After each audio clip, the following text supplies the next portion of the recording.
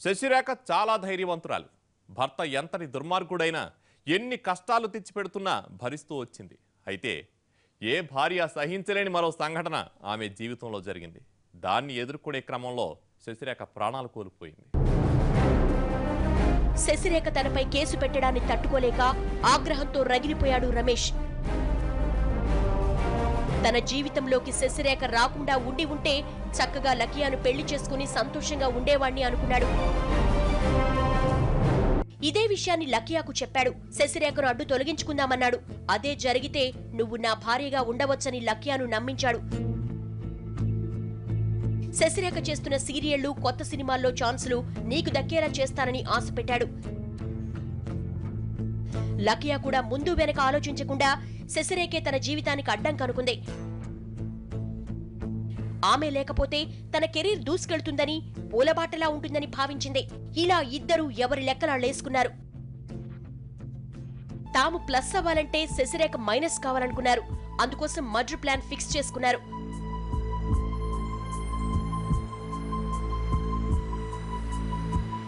ఓవైపు లకియాతోనే పడలేక చస్తున్న శశిరేఖకు పిడుగులాంటి సంగతొకటి తెలిసింది. రమేష్ కు సంబంధించిన ఆ విషయం శశిరేఖకు తీవ్ర ఆగ్రహాన్ని తెప్పించింది. అదేమిటంటే సినిమాల్లో ఛాన్సులు ఇప్పిస్తానంటూ రమేష్ చాలా మంది అమ్మాయిలను మోసం చేస్తున్నాడు. ఛాన్సుల కోసం ప్రయత్నించే యువతులకు తన బ్యాంక్ అకౌంట్ నంబర్ ఇచ్చి వేలకు వేలు డిపాజిట్ చేయించుకుంటున్నాడు. ప్రొడ్యూసర్లు, డైరెక్టర్ల చుట్టూ తిరగాలంటే కొంత డబ్బు ఖర్చవుతుందని వాళ్ళని నమ్మిస్తున్నాడు. డబ్బిచ్చినా ఛాన్స్ రాక ఎవరైనా ఎదురు ప్రశ్నిస్తే మరింత డబ్బు డిపాజిట్ చేయమనేవాడు రమేష్. బాధిత అమ్మాయిలు పోలీసులు కంప్లైంట్ చేయకుండా సైలెంట్ అయిపోయేవాళ్లు.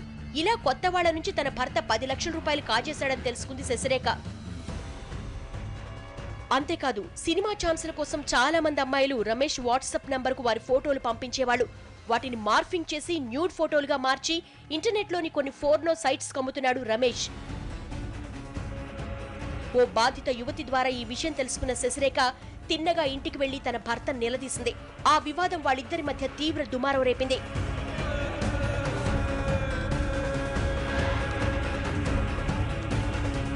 ఎప్పుడైతే శశిరేఖ తనపై తిరగబడిందో అప్పటికే ఆమెను చంపేందుకు ప్లాన్ రెడీ చేసుకున్న రమేష్ దాన్ని అమల్లో పెట్టాడు.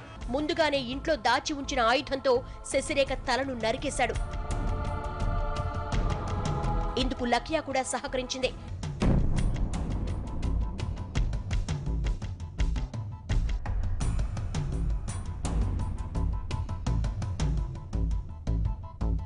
శశిరేఖ మొండాన్ని ఓ చాపలో చుట్టిన రమేష్ అర్ధరాత్రి సమయంలో డెడ్ బాడీని రామాపురంలోని ఓ చెత్తకుండీలో విసిరేశాడు. ఆమె తల ఎవరికీ ఎప్పటికీ దొరకకూడదన్న ఉద్దేశంతో తల భాగాన్ని ఓ కాలువలోకి విసిరేశాడు. అది గురి తప్పి కాలువ పక్కన పడింది. తిరిగి కాలువలో విసిరేద్దామనుకునేలోపు అటుగా ఎవరో వస్తున్నట్లు అలికిడి కావడంతో అక్కడి నుంచి పరారయ్యాడు.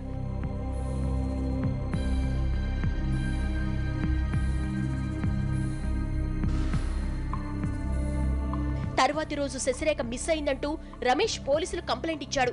ఈ కేసులో ఆధారాలేమీ లేకపోవడంతో రమేష్ పై ఇదివరకు శశిరేఖ పెట్టిన కేసే పోలీసులకు క్లూగా దొరికింది. రమేష్ ను అదుపులోకి తీసుకుని లాఠీలకు పని చెప్పడంతో నిజం కక్కాడు.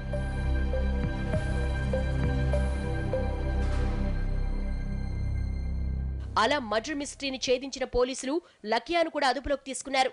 ఇది శశిరేఖ జీవితంలో జరిగిన దారుణం. రెండో భర్త అయినా మంచి భవిష్యత్ ఇస్తాడనుకుంటే ఏకంగా ప్రాణాలే తీసేశాడు. రమేష్ ను నమ్మి ప్రేమలో నిండా మునిగిన లకియా ఘోరమైన నేరం చేసి జైలు పాలైంది.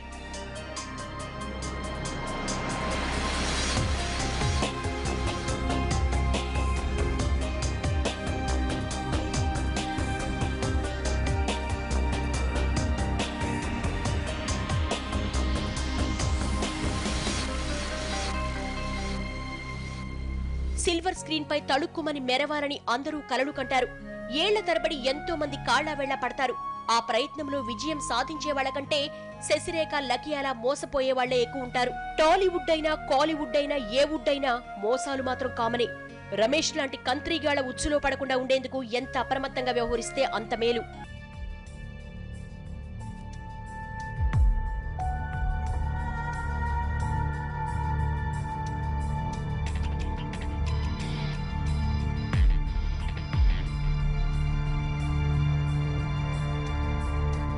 ఇది చెన్నైలోని తల లేకుండా కనిపించిన శశిరేఖ శవం వెనుక దాగిన యథార్థ గాథ. రంగుల ప్రపంచంలోకి రావాలనుకోవడం తప్పు కాదు, కలలు కనాలి, వాటిని నిజం చేసుకోవాలి కూడా. అయితే మనం వేసే అడుగులు మాత్రం ఉన్నతమైనవిగా ఉండాలి. మాయలోళ్ళ ఉచ్చులో చిక్కుకోకుండా చూసుకోవాలి. విజయానికి అడ్డదారులుండవు, అది జీవితంలోనైనా సినిమా ప్రపంచంలోనైనా. ఇది ఇవాల్టి క్రైమ్ ఫ్యాక్టర్. రేపటి ఎపిసోడ్లో మరో వాస్తవ గాథను చూద్దాం.